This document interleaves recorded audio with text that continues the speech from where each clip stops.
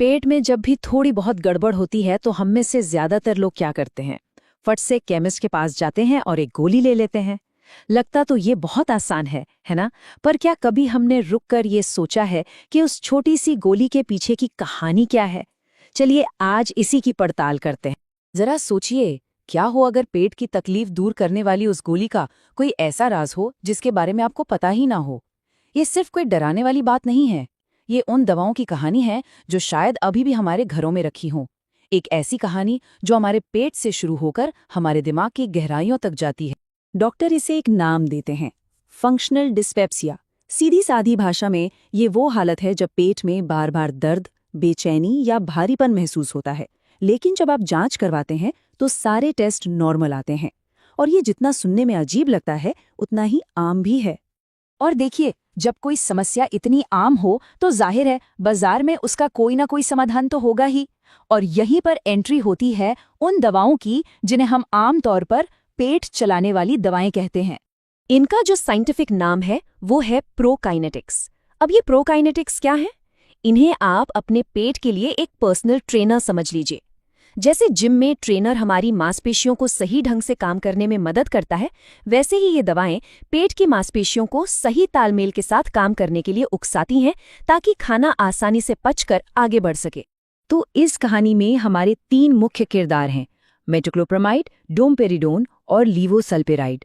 ये तीनों ही दवाएं पेट की गड़बड़ी और उल्टी जैसी समस्याओं के लिए खूब इस्तेमाल होती हैं। लेकिन आप देख रहे हैं, इनके साइड इफेक्ट्स वाला कॉलम अभी खाली है। और बस हमारी जांच यहीं से शुरू होती है। हमारी जांच का जो पहला सुराग है वो हमें एक ऐसी जगह ले जाता है जिसके बारे में हम सोच भी नहीं सकते, यानी पेट से सीधा दिमाग तक। ये एक ऐसा खतरा है जो अक्सर दवा के पर्चे पर इतने छोटे अक्षरों में लिखा होता है कि उस पर ध्यान ही नहीं जाता। और देखिए, ये कोई हल्की फुल्की चेतावनी नहीं है।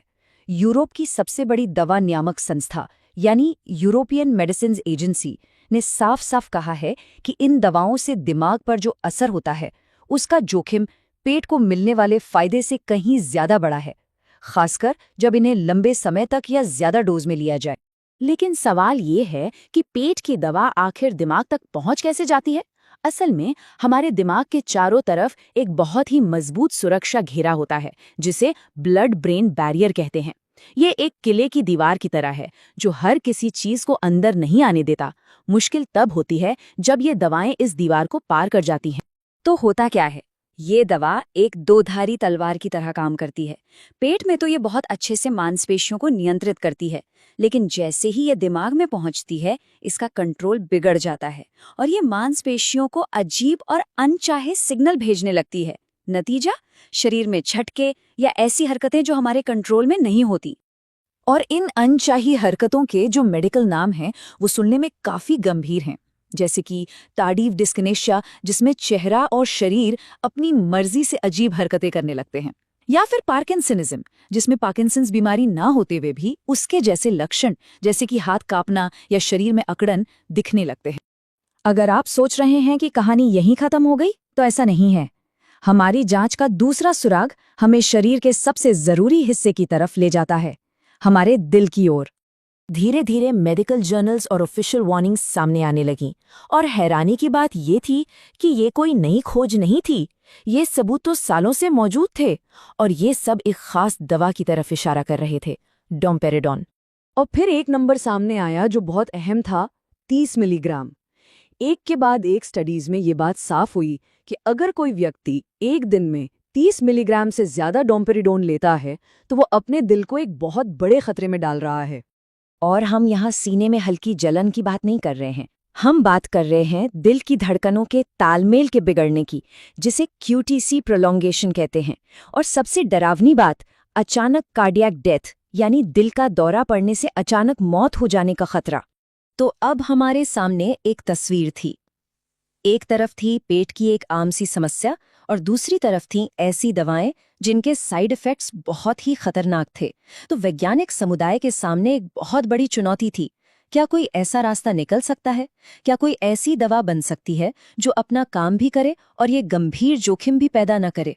और इसी चुनौती का नतीजा था प्रोकाइनेटिक्स की एक नई, ज्यादा स्मार्ट पीढ़ी का जन्म। इस बार लक्ष्य बिल्कुल साफ था। एक ऐसी दवा बनानी है जो सिर्फ वहीं असर करे जहां उसकी जरूरत है, यानी पेट में, और दिमाग और दिल को बिल्कुल न छेड़े। और इस नई पीढ़ी का जो हीरो है उसका नाम है इटोप्राइड।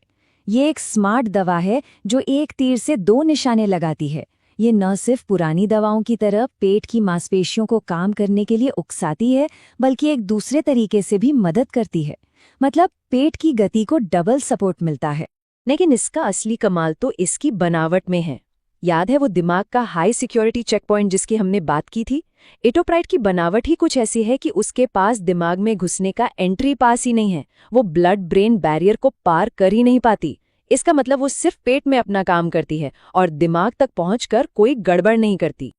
तो ये स्लाइड एक तरह से हमारी पूरी पड़ताल का निचोड़ है। साफ है, मेटोक्लोप्रोमाइड और लेवोसल्पिराइड दिमाग के लिए जोखिम भरे हैं, डोम्पेरिडॉन दिल के लिए। लेकिन इटोप्राइड अपनी स्मार्ट डिजाइन की वजह से इन दोनों ही खतरों से बचा रहता है, और यही बात इसे एक कहीं ज्यादा सुरक्षित विकल्प बनाती है। तो अगली बार जब पेट की तकलीफ के लिए किसी दवा की तरफ हाथ बढ़ें, तो एक पल रुककर ये सवाल जरूर सोचना चाहिए, एक आम सी समस्या को ठीक करने के लिए कितना बड़ा जोखिम उठाना सही है।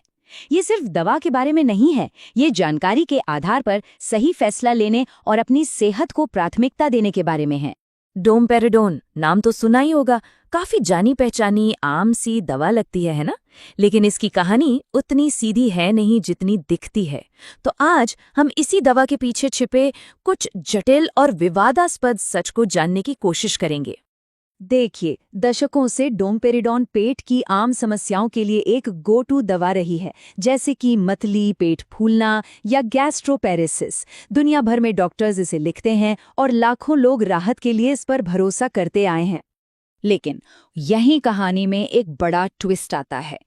इतने पॉपुलर होने के बावजूद दुनिया की बड़ी बड़ी हेल्थ एजेंसियों ने इसके इस्तेमाल को लेकर गंभीर चेतावनियां जारी की हैं, खास तौर पर दिल के लिए इसके जोखिमों को लेकर। तो सवाल ये है कि इतनी आम दवा के साथ आखिर ऐसा क्या हो गया? चलिए इस मामले को थोड़ा और गहराई से समझते हैं। सबसे पहले तो ये जानना जरूरी है कि आखिर ये दवा इतनी असरदार और इतनी फेमस हुई ही क्यों? अगर बिल्कुल आसान भाषा में कहें ना, तो डोम्पेरिडॉन हमारे पाचन तंत्र के लिए एक ट्रैफिक कंट्रोलर की तरह है। इसका डबल रोल है।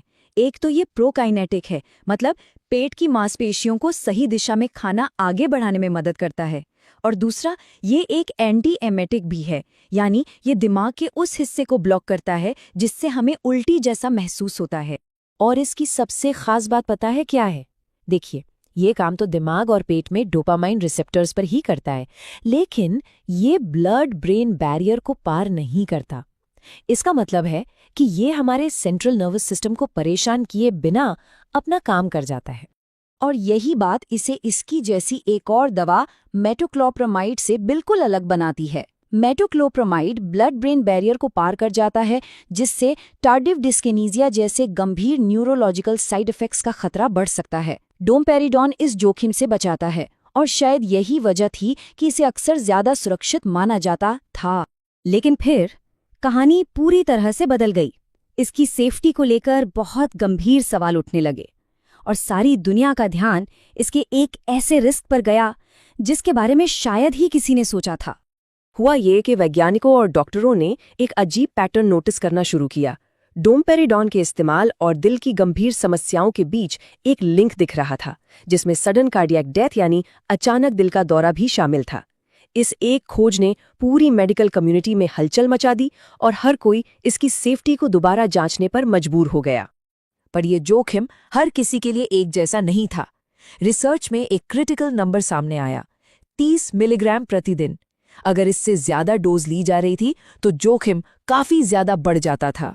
इस ओविड मेटा एनालिसिस का डेटा देखिए, बिल्कुल साफ साफ पता चलता है 30 मिलीग्राम से ज्यादा की खुराक पर दिल से जुड़ी समस्याओं का खतरा 3 गुना से भी ज्यादा बढ़ जाता है। लेकिन 30 मिलीग्राम या उससे कम पर जोखिम में कोई खास बढ़ोतरी नहीं देखी गई। और मजे की बात यह है कि मेटोक्लोप्रामाइड की तुलना में इसका जोखिम फिर भी कम ही था। तो जब ये सारे सबूत सामने आए तो जाहिर है दुनिया भर की हेल्थ अथॉरिटीज ने फौरन एक्शन लिया। ये देखिए, यूके की एनएचएस से सीधी चेतावनी आई। यूरोपियन रिव्यू के बाद ये बिल्कुल साफ कर दिया गया कि जिन लोगों को पहले से ही दिल की कोई गंभीर बीमारी है, उन्हें ये दवा बिल्कुल भी नहीं लेनी चाहिए। ये एक बहुत बड़ा पॉलिसी चेंज था। और बात यही नहीं रुकी, ये लिस्ट और भी लंबी हो गई। अब ये दवा उन लोगों के लिए भी मना है जिन्हें पहले से दिल की बीमारी है, जो कुछ खास तरह की एंटीबायोटिक्स या एंटीसाइकोटिक्स ले रहे हैं, या जिन्हें लिवर की कोई गंभीर समस्या है। इससे पता चलता है कि अथॉरिटीज इस जोखिम को कितना सीरियसली ले रही थीं। इसके साथ ही इसके इस्तेमाल के नियम भी बदल दिए गए। अब इसे सिर्फ मतली और उल्टी से राहत के लिए ही दिया जाता है, वो भी सबसे कम असरदार डोज पर, यानी दिन में ज्यादा से ज्यादा 30 मिलीग्राम। इलाज का समय भी सिर्फ 1 हफ्ते तक सीमित कर दिया गया है, और 12 साल से कम उम्र के बच्चों के लिए तो इसका लाइसेंस ही रद्द कर दिया गया। तो इन सब के बाद हम पहुंचते कहाँ हैं? ये पूरा मामला हमें दवा की दुनिया के एक सबसे बुनियादी सवाल पर लाकर खड़ा कर देता है, फायदे और जोखिम के बीच का संतुलन। अब देखिए, इस बहस का एक और पहलू भी है। प्रैक्टिकल गैस्ट्रो जैसे जर्नल्स में छपी कुछ हालिया स्टडीज ये बताती हैं कि शायद जोखिम उतना बड़ा है ही नहीं जितना पहले सोचा गया था। कुछ स्टडीज में तो बहुत ज्यादा डोज पर भी दिल से जुड़े साइड इफेक्ट्स में कोई खास बढ़ोतरी नहीं दिखी। लेकिन इसके बावजूद जो हेल्थ अथॉरिटीज हैं, उनका स्टैंड बिल्कुल साफ है। उनका कहना है कि साइड इफेक्ट्स की रिपोर्टें अभी भी आ रही हैं, इसलिए उनकी सलाह वही है, सावधानी बरतें, सबसे कम डोज का इस्तेमाल करें, और वो भी सबसे कम समय के लिए। यही तो वो तनाव है जो मेडिकल की दुनिया में हमेशा बना रहता है। आखिर में डोम्पेरिडोन की कहानी हमें एक बहुत ही बुनियादी सच्चाई की याद दिलाती है। हर दवा एक तरह का बैलेंसिंग एक्ट है। एक तरफ है उसका फायदा, बीमारी को ठीक करने की ताकत, और दूसरी तरफ है उसका जोखिम, यानी नुकसान पहुंचाने का खतरा। और ये कहानी हमें एक बहुत बड़े सवाल के साथ छोड़ जाती है। डॉक्टर और मरीज होने के नाते ये लाइन कहाँ खींची जानी चाहिए? कब एक दवा से मिलने वाली राहत उसके संभावित खतरे से ज्यादा बड़ी हो जाती है? ये एक ऐसा सवाल है जिसका कोई आसान जवाब नहीं है, और डोम्पेरिडोन इसका एक बिल्कुल सटीक उदाहरण है। नमस्कार, चलिए आज बात करते हैं एक ऐसी दवा के बारे में जो शायद कई घरों में मिल जाती है, लीवोसल्पिराइड। देखने में तो ये एक मामूली सी गोली लगती है, पर इसकी कहानी उतनी सीधी नहीं है, बड़ी ही दिलचस्प और थोड़ी जटिल है। जरा सोचिए कि पेट की तकलीफ के लिए दी जाने वाली एक गोली असल में गंभीर मानसिक बीमारियों के इलाज में भी काम आ सकती है। थोड़ा अजीब लगता है ना सुनने में, लेकिन लीवोसल्पिराइड की पूरी कहानी बिल्कुल इसी सवाल के इर्द गिर्द घूमती है। तो चलिए इस दवा की दुनिया को थोड़ा और करीब से समझते हैं। ये कोई आम दवा नहीं है, ये एक तरह से स्विस आर्मी नाइफ जैसी है। इसके इतने अलग अलग इस्तेमाल हैं कि सुनकर हैरानी होती है। जरा इसकी रेंज पर नजर डालिए। एक तरफ तो ये पेट की आम परेशानियों जैसे कि बदहजमी या आईबीएस में काम आती है, और दूसरी तरफ सिजोफ्रेनिया और डिप्रेशन जैसी सीरियस मेंटल कंडीशंस में भी इसका इस्तेमाल होता है।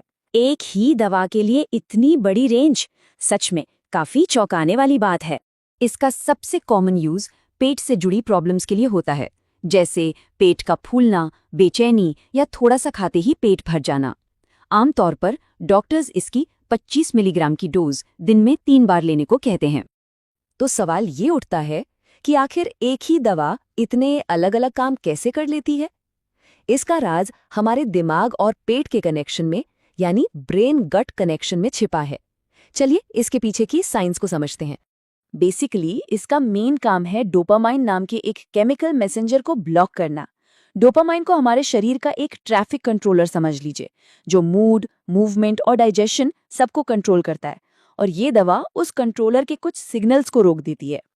यहाँ इसका डुअल एक्शन यानी दोहरा काम समझने वाला है। दिमाग में ये डोपामाइन पर ब्रेक की तरह काम करता है, लेकिन पेट में ये एक तरह से गैस पेडल दबा देता है, जिससे खाना आगे बढ़ता है। और यही वजह है कि पेट की प्रॉब्लम्स में ये इतनी इफेक्टिव साबित होती है।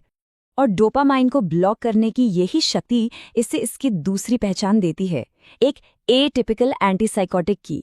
मतलब कि एक ऐसी दवा जो स्किज़ोफ्रेनिया जैसी मेंटल कंडीशंस के ट्रीटमेंट में इस्तेमाल होती है। तो देखा जाए, पेट और दिमाग दोनों पर इसका असर एक ही चाबी से हो रहा है। लेकिन अब आते हैं कहानी के उस हिस्से पर जिसके बारे में अक्सर बात नहीं होती। डोपामाइन को ब्लॉक करना एक पावरफुल एक्शन है, लेकिन इसके गंभीर परिणाम भी हो सकते हैं, खास करके हमारे शरीर के मूवमेंट्स पर। एक स्टडी में ये बात सामने आई कि जिन पेशेंट्स में इस दवा से न्यूरोलॉजिकल साइड इफेक्ट्स देखे गए, उनकी एवरेज एज 65 साल थी। इससे ये साफ पता चलता है कि बुजुर्गों में इसका रिस्क काफी ज्यादा हो सकता है। तो ये साइड इफेक्ट्स हैं क्या? ये पार्किंसंस डिजीज जैसे लक्षण हैं। करीब 29% लोगों में कंपी यानी ट्रेमर्स देखे गए, 32% में शरीर में अकड़न और लगभग 30% लोगों में ये दोनों ही सिम्टम्स दिखे। ये कोई मामूली साइड इफेक्ट्स बिल्कुल नहीं है। रिसर्चर्स का निष्कर्ष बिल्कुल साफ था। उन्होंने डॉक्टर्स को चेतावनी दी कि अगर किसी पेशेंट में अचानक से पार्किंसंस जैसे सिम्टम्स जैसे मांसपेशियों में ऐंठन या अजीब हरकतें दिखें, तो लीवोसल्पिराइड इसका एक पॉसिबल कारण हो सकता है, और ये एक बहुत गंभीर चेतावनी है। पर कहानी यहीं खत्म नहीं होती। एक और बात, डोपामाइन हमारे हार्मोन्स को भी कंट्रोल करता है, और जब इसे ब्लॉक किया जाता है तो कुछ और अनचाहे असर भी हो सकते हैं। ये एक और हैरान करने वाली खोज है। जब रिसर्चर्स ने देखा कि किन दवाइयों से प्रोलैक्टिन का लेवल बढ़ता है, तो सबसे बड़ा कारण एंटीसाइकोटिक्स नहीं थे, बल्कि लेवोसल्पिराइड जैसी प्रोकाइनेटिक्स दवाइयां थीं, जो 71% से भी ज्यादा केसेस के लिए जिम्मेदार थीं। और ये असर काफी स्ट्रांग है। लेवोसिल्पिराइड ने प्रोलैक्टिन के लेवल को रिस्पिरिडॉन से भी ज्यादा बढ़ाया, और रिस्पिरिडॉन एक जानी मानी एंटीसाइकोटिक दवा है। सिर्फ एक पेट की गोली के हिसाब से ये एक बहुत बड़ा हार्मोनल इम्पैक्ट है। और बढ़े हुए प्रोलैक्टिन के असर रियल लाइफ में भी दिखते हैं। महिलाओं में पीरियड से जुड़ी समस्याएं, पुरुषों में ब्रेस्ट एनलार्जमेंट, और दोनों में ही लिबिडो यानी यौन इच्छा में कमी, ऐसी सीरियस प्रॉब्लम्स हो सकती हैं। तो इन सब बातों का मतलब क्या निकलता है? हमने देखा कि लेवोसल्पिराइड एक बहुत काम की दवा है, लेकिन इसकी एक छिपी हुई एक डार्क साइड भी है, जिसे हम नजरअंदाज नहीं कर सकते। तो एक तरफ ये पेट की प्रॉब्लम्स और कुछ मेंटल सिम्टम्स में बहुत इफेक्टिव है, लेकिन दूसरी तरफ इसके साथ जुड़े हैं गंभीर रिस्क, जैसे पार्किंसंस जैसे सिम्टम्स, हार्मोनल चेंजेस और मसल स्पैज़म्स। लेवोसल्पिराइड एक पावरफुल टूल है, इसमें कोई शक नहीं, लेकिन इसका ये ड्यूअल नेचर, इसका मतलब है कि इसे बहुत सावधानी से इस्तेमाल करना चाहिए। और आखिरी सवाल यही रह जाता है, क्या इसके फायदे इसके रिस्क से ज्यादा हैं? ये एक ऐसा सवाल है जिसका जवाब हर पेशेंट को अपने डॉक्टर के साथ मिलकर ही ढूंढना चाहिए। इस चर्चा में शामिल होने के लिए शुक्रिया। नमस्ते। आज हम एक बहुत ही जरूरी विषय पर बात करने वाले हैं। अक्सर जब हम डायबिटीज के बारे में सोचते हैं तो दिमाग में बस ब्लड शुगर ही आता है ना? लेकिन इसकी कहानी सिर्फ यहीं तक सीमित नहीं है। आज हम एक ऐसी ही छुपी हुई लेकिन बहुत आम समस्या डायबिटिक गैस्ट्रोपेरेसिस को समझेंगे, और हाँ, ये भी देखेंगे कि ईटोप्राइड नाम की एक दवा कैसे इस मुश्किल चक्र को तोड़ने में एक उम्मीद की किरण बनकर सामने आती। जरा इस नंबर पर गौर कीजिए, 7.29 करोड़। ये सिर्फ एक आंकड़ा नहीं है, ये भारत में उन लोगों की संख्या है जो हर दिन डायबिटीज के साथ जी रहे हैं। सोचिए कितनी बड़ी आबादी है ये। और आज हम इनकी एक ऐसी परेशानी पर बात करने वाले हैं जिस पर अक्सर लोगों का ध्यान ही नहीं जाता। तो आज की हमारी चर्चा का सफर कुछ ऐसा रहेगा। सबसे पहले जानेंगे कि डायबिटीज की ये आम कॉम्प्लिकेशन आखिर है क्या। फिर देखेंगे कि ये कैसे एक खतरनाक साइकिल, एक दुष्चक्र बना देती है। इसके बाद हम बात करेंगे ईटोप्राइड के डुअल एक्शन की। फिर देखेंगे कि असल में जब इसे टेस्ट किया गया तो क्या हुआ, और आखिर में इसके नतीजों का मतलब क्या है। तो चलिए शुरू करते हैं। तो सबसे पहले बात करते हैं इस समस्या की कि आखिर ये है क्या। इसका नाम है डायबिटिक गैस्ट्रोपेरेसिस। नाम सुनने में थोड़ा मुश्किल लग सकता है, पर असल में इसका मतलब काफी सीधा है। ये वो हालत है जब डायबिटीज पेट की रफ्तार को ही धीमा कर देती है। तो असल में होता क्या है डायबिटिक गैस्ट्रोपेरेसिस में? इसे ऐसे समझिए जैसे पेट एक तरह के ट्रैफिक जैम में फंस गया हो। खाना पेट में जाता तो है, पर बहुत धीरे धीरे, या कभी-कभी तो आगे ही नहीं बढ़ पाता। और ऐसा होता क्यों है? क्योंकि लंबे समय तक जब ब्लड शुगर हाई रहता है तो वो उन नसों को नुकसान पहुंचाता है जो पेट की मांसपेशियों को कंट्रोल करती हैं। और ये कोई छोटी मोटी या दुर्लभ समस्या नहीं है। आंकड़े तो ये बताते हैं कि डायबिटीज से जूझ रहे 20 से 50% लोगों को ये परेशानी हो सकती है। मतलब एक काफी बड़ी संख्या है ये वाकई में एक चौंकाने वाला नंबर है जो हमें बताता है कि इस पर ध्यान देना कितना जरूरी है। और ये सिर्फ नंबर्स की बात नहीं है, ये लोगों की रोज की जिंदगी की हकीकत है। जरा सोचकर देखिए, हर बार खाना खाने के बाद पेट का फूल जाना, थोड़ा सा खाते ही पेट का भर जाना, या फिर लगातार जी मिचलाते रहना, ये लक्षण सिर्फ शारीरिक तौर पर ही परेशान नहीं करते, बल्कि मानसिक रूप से भी बहुत थका देते। अब आते हैं इस समस्या के सबसे मुश्किल हिस्से पर, वो है इसका दुष्चक्र। एक ऐसा विशियस साइकिल, एक ऐसा जाल जिसमें ब्लड शुगर और पाचन क्रिया एक दूसरे की हालत और भी खराब करते जाते हैं। चलिए समझते हैं कि ये जाल आखिर बनता कैसे है। तो देखिए, ये साइकिल ऐसे काम करता है। सबसे पहले खराब ग्लाइसीमिक कंट्रोल यानी हाई ब्लड शुगर नसों को डैमेज करता है। फिर ये डैमेज नसें पेट की गति को और भी धीमा कर देती हैं। अब जब पेट धीमा हो जाता है तो खाना सही समय पर पचता नहीं, जिससे शुगर का अब्जॉर्प्शन भी अनप्रेडिक्टेबल हो जाता है और नतीजा ब्लड शुगर लेवल और भी बिगड़ जाता है। और फिर ये साइकिल दोबारा शुरू हो जाता है और हालात बद से बदतर होती चली जाती है। तो सवाल ये है कि क्या इस दुष्चक्र को तोड़ा जा सकता है? अच्छी खबर यह है कि हाँ, तोड़ा जा सकता है, और यहीं पर एंट्री होती है इटोप्राइड की। चलिए देखते हैं कि ये दवा कैसे इस मुश्किल जाल को काटने का काम करती है। तो इटोप्राइड असल में एक प्रोकाइनेटिक एजेंट है। आसान भाषा में कहें तो इसका काम है पाचन तंत्र को गति देना, उसे दोबारा रफ्तार में लाना। लेकिन इसकी जो सबसे खास बात है वो है इसका डुअल एक्शन, मतलब ये एक साथ दो तरीकों से काम करता है। इसे समझने के लिए एक आसान सा उदाहरण लेते हैं। मान लीजिए हमारे पाचन तंत्र में एक गो पेडल है और एक ब्रेक पेडल। गो पेडल है एसिटाइल कोलिन जो गति बढ़ाता है, और ब्रेक है डोपामीन जो गति को रोकता है। अब इटोप्राइड क्या करता है? ये एक साथ दो काम करता है। पहला, ये डोपामीन D2 रिसेप्टर्स को ब्लॉक करके ब्रेक पर से पैर हटाता है, और दूसरा, ये एसिटाइलकोलिनेस्ट्रेस को रोककर गो पेडल को और ज्यादा असरदार बनाता है। और इसका नतीजा क्या होता है? नतीजा ये होता है कि एसिटाइलकोलाइन का लेवल बढ़ जाता है।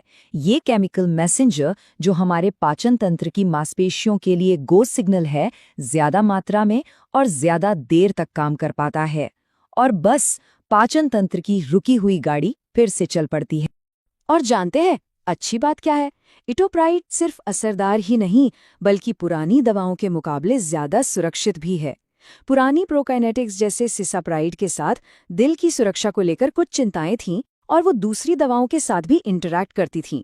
लेकिन इटोप्राइड का मेटाबॉलिज्म अलग तरीके से होता है, जिससे ड्रग इंटरैक्शन का खतरा कम हो जाता है, और इसे कार्डियक सेफ्टी के लिहाज से भी बेहतर माना जाता है। ठीक है, तो थ्योरी तो बहुत अच्छी लगती है, पर सवाल ये है कि क्या ये असल में काम करता है? क्या इसका कोई सबूत है? बिल्कुल है। इसी सवाल का जवाब ढूंढने के लिए भारत में प्रोग्रेस स्टडी नाम से एक अहम रिसर्च की गई। चलिए अब उस पर नजर डालते हैं। तो ये जो प्रोग्रेस स्टडी थी, इसमें डायबिटिक गैस्ट्रोपेरेसिस से जूझ रहे 41 भारतीय मरीजों को शामिल किया गया। इन सभी को 8 हफ्तों तक रोज 150 मिलीग्राम इटोप्राइड दिया गया, और स्टडी का मकसद था दो चीजें देखना। एक, उनके पाचन से जुड़े लक्षणों में कितना सुधार होता है, और दो, उनके ग्लाइसीमिक कंट्रोल यानी ब्लड शुगर पर क्या असर पड़ता है। और अब वो हिस्सा जिसका हम सब इंतजार कर रहे थे, यानी नतीजे। इस स्टडी से क्या निकल कर आया, और सबसे जरूरी बात, मरीजों के लिए इन नतीजों का क्या मतलब है? तो नतीजे वाकई में बहुत एनकरेजिंग थे। सिर्फ 8 हफ्तों के इलाज के बाद मरीजों के लक्षणों में जबरदस्त सुधार देखा गया। पेट फूलना हो या खाने के बाद बहुत ज्यादा पेट भरा महसूस होना, इन सब में काफी कमी आई। सोचिए, जो लोग लंबे समय से इन दिक्कतों से परेशान थे, उनके लिए ये कितनी बड़ी राहत की बात होगी। पर कहानी यहीं खत्म नहीं होती। ये तो सिर्फ लक्षणों की बात हुई। सबसे दिलचस्प बात ये थी कि मरीजों का ब्लड शुगर कंट्रोल भी बेहतर हुआ। उनका HbA1c लेवल, जो कि पिछले 3 महीने के एवरेज ब्लड शुगर को दिखाता है, उसमें औसतन 0.5% की कमी आई। ये इस बात का सीधा सबूत था कि उस दुष्चक्र को तोड़ा जा रहा था। पेट की गति सुधरी तो शुगर कंट्रोल भी सुधर गया। और इसी आधार पर स्टडी के आखिर में कहा गया कि इटोप्राइड जैसी प्रोकाइनेटिक्स सिर्फ लक्षणों से राहत देने वाली दवा नहीं है, बल्कि ये ग्लाइसेमिक कंट्रोल को बेहतर बनाने में भी मदद करती है। यानी ये मरीजों के मैनेजमेंट के लिए एक ज्यादा होलिस्टिक, एक ज्यादा संपूर्ण अप्रोच देती है। तो आज की इस पूरी चर्चा से हम क्या सीख सकते हैं? यही कि डायबिटीज का मैनेजमेंट सिर्फ ब्लड शुगर के नंबरों को ऊपर नीचे करने का नाम नहीं है। ये मरीज की ओवरऑल वेलनेस और क्वालिटी ऑफ लाइफ के बारे में है। जैसे जैसे दुनिया भर में डायबिटीज का संकट बढ़ रहा है, गैस्ट्रोपैरेसिस जैसी कॉम्प्लिकेशंस पर ध्यान देना और भी जरूरी हो जाता है।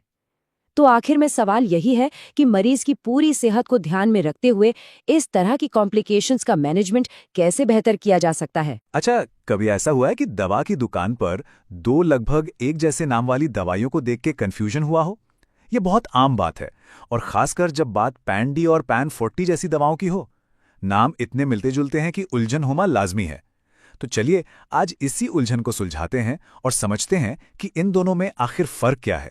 तो सबसे बड़ा सवाल यही है कि इन दोनों में असली अंतर क्या है, और ये जानना इतना जरूरी क्यों हो जाता है? क्योंकि एसिडिटी की परेशानी से जूझ रहे किसी भी इंसान के लिए सही जवाब जानने से न सिर्फ आराम में फर्क पड़ सकता है, बल्कि इससे कहीं ज्यादा उनकी सेहत पर भी इसका एक बड़ा असर हो सकता है।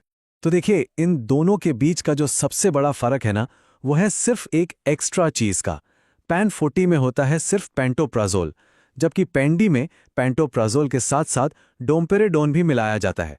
अब ये सुनने में भले छोटा सा बदलाव लगे, लेकिन दवा के काम करने के तरीके पर इसका बहुत बड़ा असर पड़ता है। अब यहीं से बात थोड़ी कह सकते हैं गंभीर हो जाती है। ये जो एक एक्स्ट्रा घटक है डोम्पेरेडोन, ये अपने साथ कुछ सीरियस हेल्थ वार्निंग्स लेकर आता है, जिनके बारे में जानना बहुत जरूरी है। ये कोई छोटी मोटी चेतावनी नहीं है। ये लाइन सीधे दवा के ऑफिशियल डॉक्यूमेंट यानी प्रोडक्ट मोनोग्राफ से ली गई है, और इसे बहुत गंभीरता से लेना जरूरी है। ये सीधे तौर पर दिल की धड़कन में खतरनाक गड़बड़ी या फिर अचानक मौत के बढ़े हुए खतरे की तरफ इशारा करता है, खासकर अगर पहले से दिल की कोई समस्या हो। तो फिर किन लोगों को ज्यादा सावधान रहने की जरूरत है? देखिए, मोनोग्राफ के हिसाब से अगर किसी की उम्र 60 साल से ज्यादा है, अगर वे दिन में 30 मिलीग्राम से ज्यादा डोम्पेरेडोन ले रहे हैं, या उन्हें पहले से दिल की कोई बीमारी है, तो उन्हें ज्यादा खतरा हो सकता है। ये जानकारी सिर्फ अपने लिए ही नहीं, बल्कि घर में बड़ों के लिए भी याद रखना बहुत जरूरी है। ठीक है, तो हमने खतरों की बात तो कर ली। अब थोड़ा ट्रैक बदलते हैं और ये समझते हैं कि ये दोनों घटक असल में काम कैसे करते हैं। इनके काम बिल्कुल अलग अलग हैं, और इन्हें समझने से ही ये साफ हो जाएगा कि डॉक्टर कब कौन सी दवा देते हैं। पेंटोप्राजोल को ऐसे समझ सकते हैं कि ये पेट में एसिड बनाने वाली फैक्ट्री का वॉल्यूम कम करने वाला एक स्विच है। मतलब ये फैक्ट्री को पूरी तरह से बंद नहीं करता, बस प्रोडक्शन को इतना धीमा कर देता है कि सीने में जो जलन और बेचैनी होती है उससे राहत मिल जाए। और अब बारी है डोम्पेरेडोन की। इसको समझिए पाचन तंत्र का ट्रैफिक कंट्रोलर।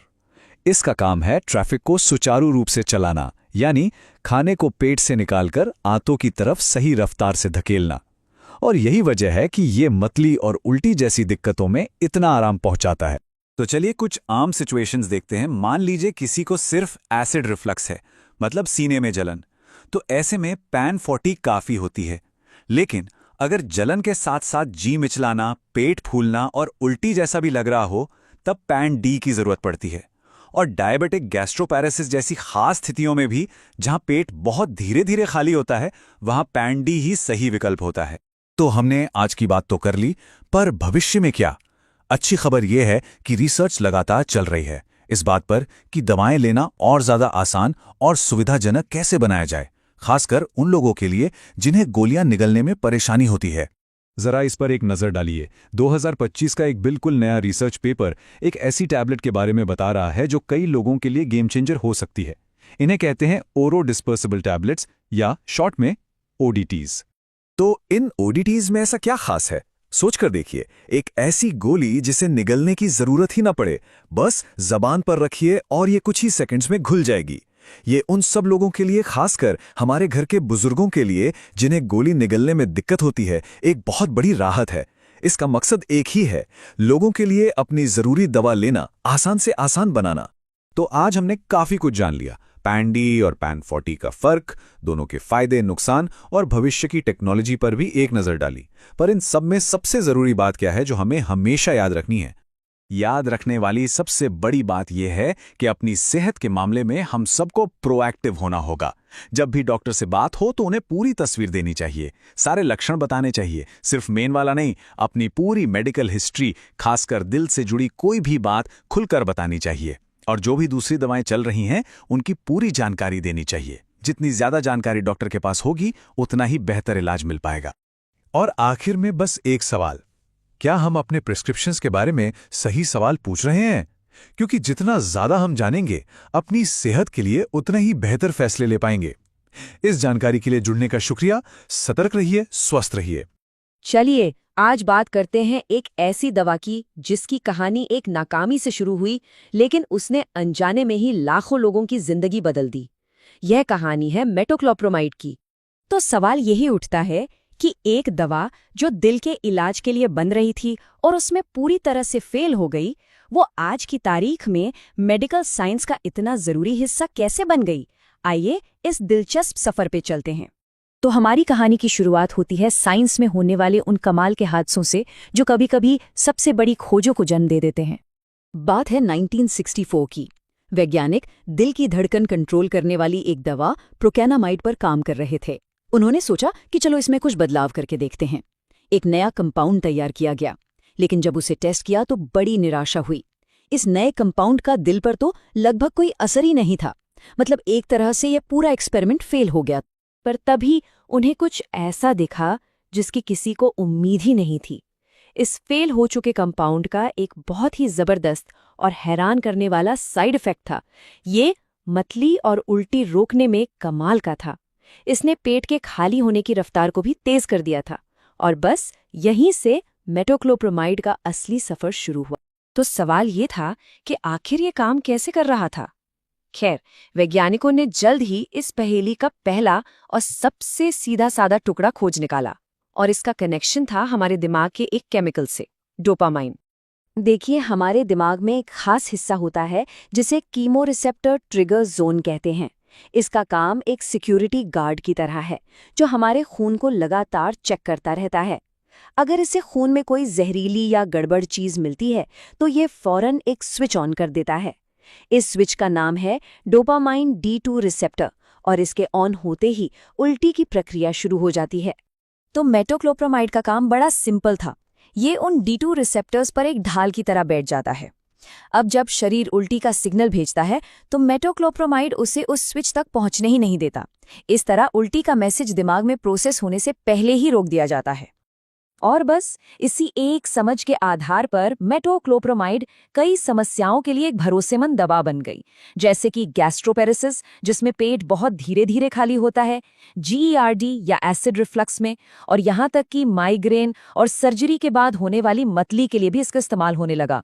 कहानी यहाँ खत्म हो सकती थी, पर हुई नहीं, क्योंकि जल्द ही एक नई और बहुत बड़ी चुनौती सामने आ गई, जिसने डोपामाइन की सीधी सादी कहानी पर एक बड़ा सवालिया निशान लगा दिया।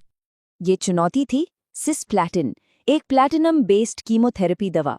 कैंसर के खिलाफ तो ये बहुत असरदार थी, लेकिन इसके कारण मरीजों को इतनी भयानक मतली और उल्टी होती थी कि लोग इलाज बीच में ही छोड़ने को मजबूर हो जाते थे।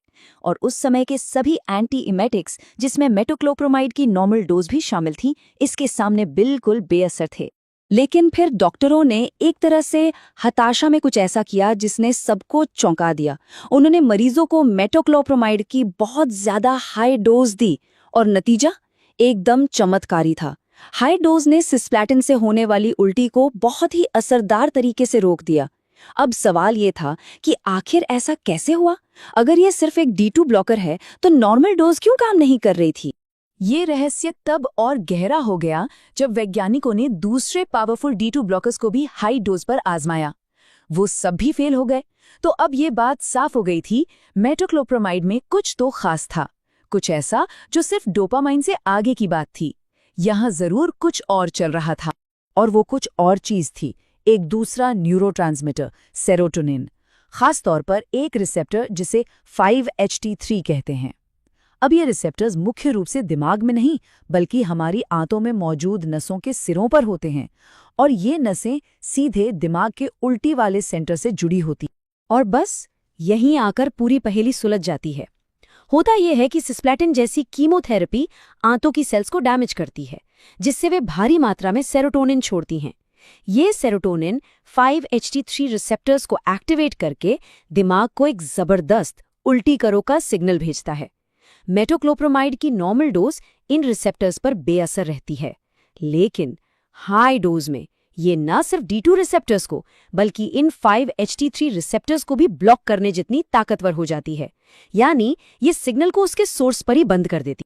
मेटोक्लोप्रामाइड के इस दोहरे असर की खोज सिर्फ एक साइंटिफिक खोज बनकर नहीं रह गई, इसने असल में कैंसर के इलाज की दुनिया में एक सच्ची क्रांति ला दी।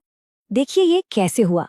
1981 में हाई डोज मेटोक्लोप्रामाइड की सफलता के बाद वैज्ञानिकों को ये समझ आ गया कि कीमो से होने वाली उल्टी को रोकने की असली चाबी 5-HT3 रिसेप्टर को टारगेट करना है। इस एक खोज ने दवा कंपनियों को ऐसी दवाएं बनाने के लिए प्रेरित किया जो सिर्फ और सिर्फ 5-HT3 रिसेप्टर्स को ब्लॉक करें, बिना डोपामाइन सिस्टम से छेड़छाड़ किए। और 90 के दशक की शुरुआत तक ऑन्डेंसेट्रॉन जैसी दवाएं मार्केट में आ गईं और कैंसर के मरीजों के लिए स्टैंडर्ड केयर बन गई। और ये सब उस पुरानी गलती से मिली दवा मेटोक्लोप्रामाइड की वजह से ही मुमकिन हुआ। लेकिन मेटोक्लोप्रामाइड की कहानी सिर्फ कामयाबी की नहीं है, इसकी विरासत थोड़ी जटिल है, क्योंकि जो चीज इसे इतना असरदार बनाती है वही इसे खतरनाक भी बनाती है। याद है इसका पहला मैकेनिज्म डोपामाइन D2 रिसेप्टर्स को ब्लॉक करना। जब ये ब्लॉकेट दिमाग के उन हिस्सों में होता है जहां डोपामाइन हमारे मूवमेंट को कंट्रोल करता है, तो इसके गंभीर नतीजे हो सकते हैं। इससे मांसपेशियों में ऐंठन, बेचैनी और पार्किंसंस जैसे लक्षण दिख सकते हैं।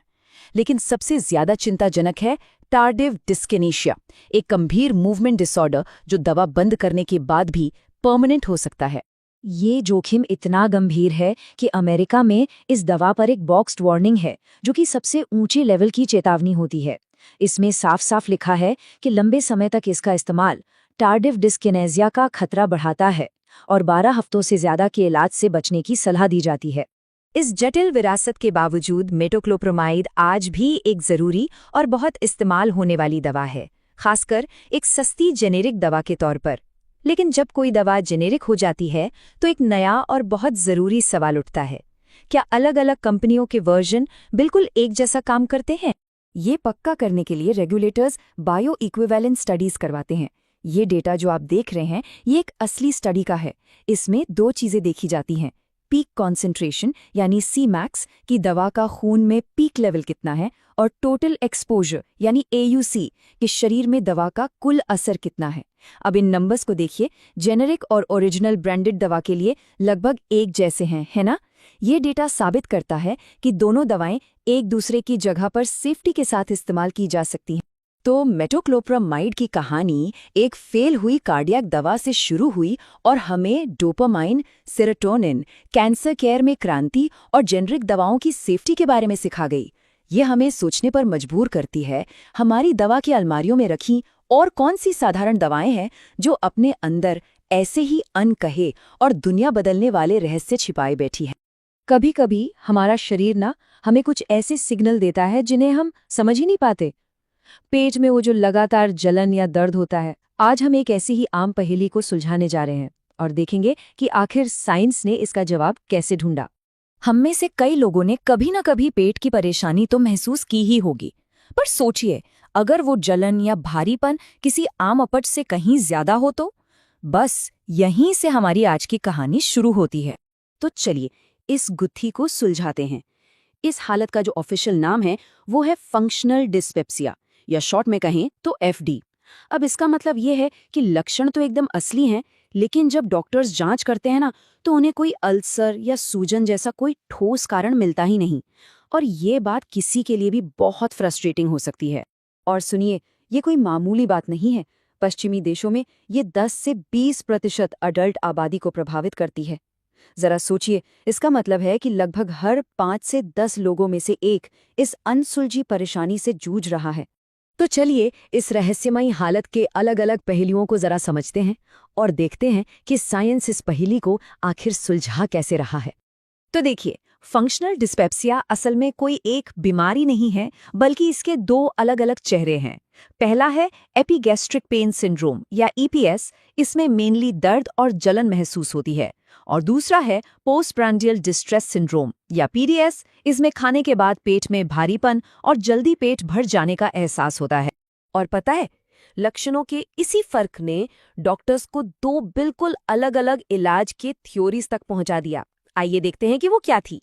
ये एक लॉजिकल सवाल है ना, कि भाई अगर किसी को दर्द हो रहा है और किसी को भारीपन, तो क्या दोनों का इलाज एक ही दवाई से होना चाहिए?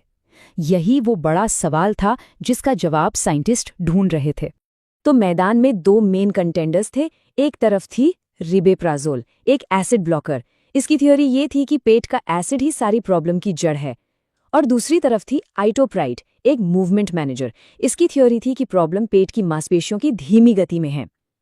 दो अलग अलग दवाएं, दो बिल्कुल अलग थ्योरीज। और यही असली प्रॉब्लम थी। सालों से डॉक्टर्स एक तरह से अंदाजा ही लगा रहे थे, इन दोनों में से किसी एक को चुनते थे, लेकिन ये साफ नहीं था कि किस मरीज के लिए कौन सी दवा सबसे अच्छी है। मेडिकल वर्ल्ड को एक डिसाइसिव मुकाबले की सख्त जरूरत थी। और बस इसी जरूरत को पूरा करने के लिए एक बहुत जरूरी स्टडी की गई, जिसे हम नगोया स्टडी के नाम से जानते हैं।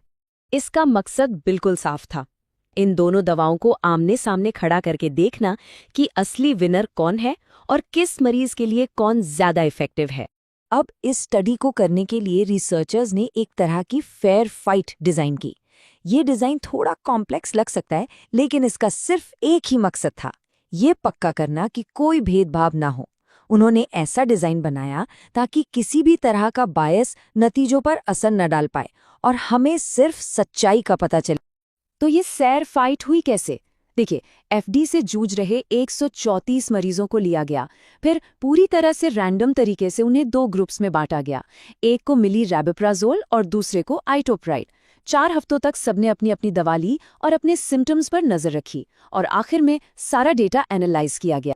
तो 4 हफ्तों के बाद जब सारा डेटा इकट्ठा हो गया, तो अब सच का सामना करने का वक्त था।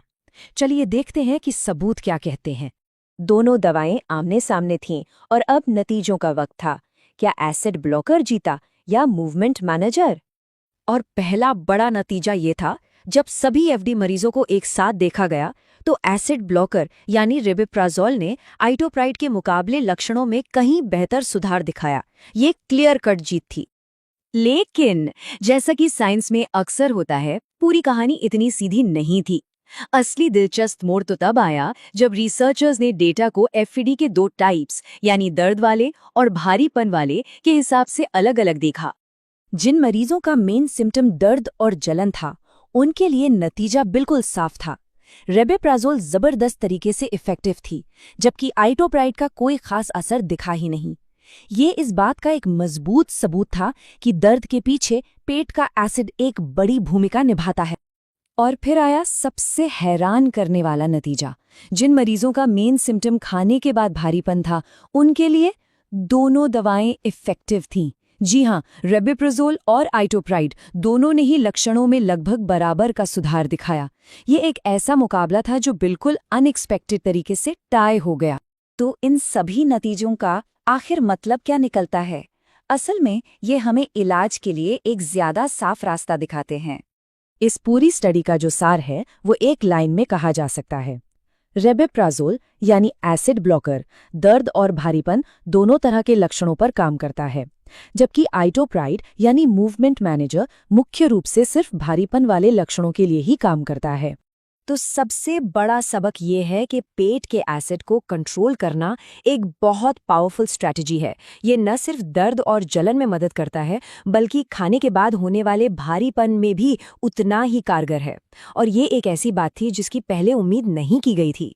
तो असल में ये क्यों इतना मायने रखता है? पहली बात, अब डॉक्टर्स के पास मरीजों के इलाज के लिए एक बेहतर स्टार्टिंग पॉइंट है। ये हमारी समझ को भी बदलता है, ये दिखाते हुए कि एसिड का रोल हमारी सोच से कहीं ज्यादा बड़ा है। और सबसे जरूरी बात, ये दुनिया भर के उन लाखों मरीजों के लिए उम्मीद लेकर आता है जो इस परेशानी से जूझ रहे हैं। और बस हम इस आखिरी सवाल के साथ इस चर्चा को यहीं समाप्त करते हैं। नगोया स्टडी हमें दिखाती है कि सिर्फ 2 मौजूदा इलाजों की सीधी तुलना करना कितना पावरफुल हो सकता है। जरा सोचिए, और कितनी ऐसी आम बीमारियां हैं जिनका रहस्य हम इस तरह के फोकस्ड साइंटिफिक रिसर्च से सुलझा सकते हैं। सुनने के लिए बहुत बहुत धन्यवाद। कभी सोचा है कि जो नुस्खे हमारी दादी नानी इस्तेमाल करती थी, उनमें सच में कितना दम था? आज के इस विश्लेषण में हम यही देखने वाले हैं कि कैसे हजारों साल पुराने इलाज आज के मॉडर्न साइंस की कसौटी पर भी खरे उतर रहे हैं और कैसे पुराना ज्ञान और नई खोजें मिलकर हमारी कुछ सबसे आम परेशानियों का हल निकाल रही हैं। तो चलिए अपनी कहानी शुरू करते हैं एक ऐसे मसाले से जिसका नाम सुनकर शायद थोड़ा अजीब लगे, लेकिन पुराने जमाने में उसकी ताकत का कोई मुकाबला नहीं था। हाँ, बिल्कुल सही सुना। ऐतिहासिक किताबों और पारंपरिक दवाइयों में हींग को शैतान का गोबर जैसे कई अजीबोगरीब नामों से जाना जाता था। अब ऐसा क्यों? शायद इसकी बहुत ही तेज सल्फर जैसी गंध की वजह से इसे ये नाम मिला होगा। तो नाम पर मत जाइए, ये जो हींग है ना, ये फेरुला नाम के पौधे से निकलने वाला एक गोंद है और सदियों से एक घरेलू दवा की तरह इस्तेमाल होता आया है, खासतौर पर पेट से जुड़ी दिक्कतों के लिए। पेट दर्द हो, गैस हो, यहाँ तक कि अस्थमा के लिए भी इसका जिक्र मिलता है।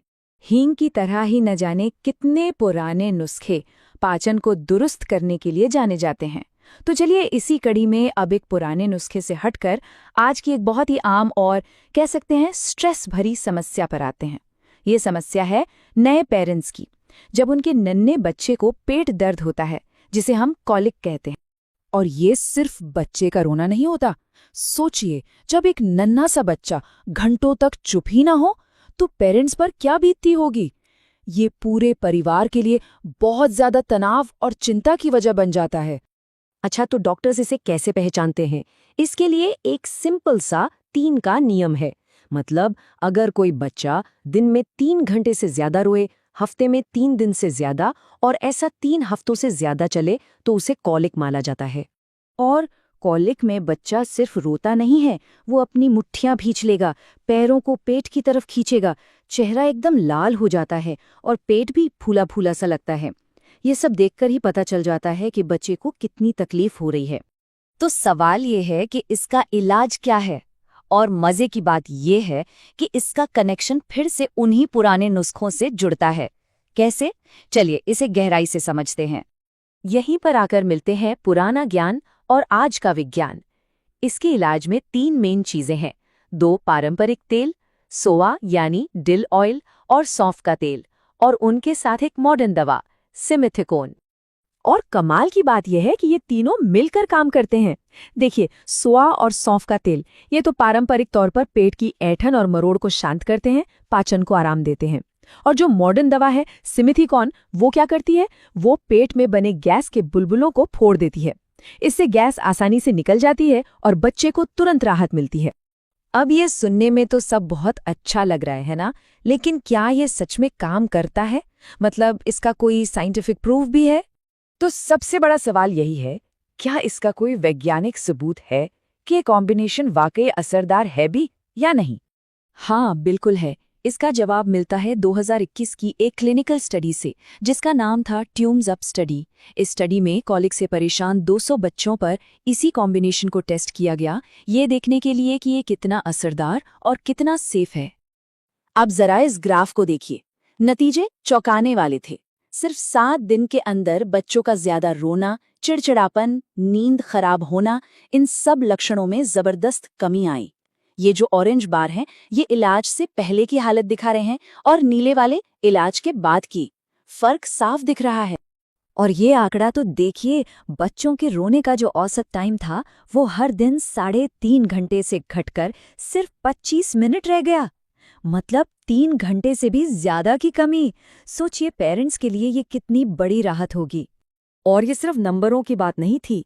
जब पेरेंट्स से पूछा गया तो करीब 68% ने कहा कि ये इलाज उत्कृष्ट था, मतलब एक्सीलेंट। इससे पता चलता है कि इसका असर असल जिंदगी में भी महसूस किया गया। और इससे भी बड़ी बात, 7 दिन के अंदर अंदर लगभग 68% बच्चे कॉलिक से पूरी तरह ठीक हो गए। इसका मतलब है कि 2/3 से ज्यादा बच्चों को पूरी तरह से आराम मिल गया। और हाँ, सबसे जरूरी सवाल सेफ्टी का। तो स्टडी में ये भी साफ हो गया कि इस दवा का कोई भी साइड इफेक्ट नहीं था। ये बच्चों के लिए पूरी तरह से सेफ पाई गई। तो ठीक है, अब जरा एक कदम पीछे लेते हैं और समझते हैं कि इस पूरी कहानी का, इस सफल ट्रायल का मेडिकल साइंस के लिए क्या मतलब है। तो इसका निचोड़ ये है कि जब सदियों पुराना ज्ञान आज के विज्ञान से हाथ मिलाता है तो कितने पावरफुल और सेफ इलाज सामने आ सकते हैं। तो हमें एक तरह का फॉर्मूला मिल गया है। पहले इतिहास से सीखो, जैसे कि डिल और सौंफ का इस्तेमाल। फिर उसमें आज की साइंस को जोड़ो, जैसे सिमेथिकोन जो सीधे गैस पर काम करती है। और आखिर में क्लिनिकल ट्रायल से इसे साबित करो कि ये असरदार और सेफ दोनों है। और नतीजा, एक ऐसा सॉल्यूशन जिस पर हम सब भरोसा कर सकते हैं। और ये सब हमें एक बहुत ही दिलचस्प सवाल पर लाकर छोड़ देता है। सोचिए, हमारे आसपास ऐसे और कितने ही पारंपरिक नुस्खे होंगे जो बस इंतजार कर रहे हैं कि विज्ञान उन पर अपनी मोहर लगाए। क्या पता भविष्य के बड़े बड़े मेडिकल ब्रेक थ्रू हमारी दादी नानी की डायरियों में ही छुपे हो।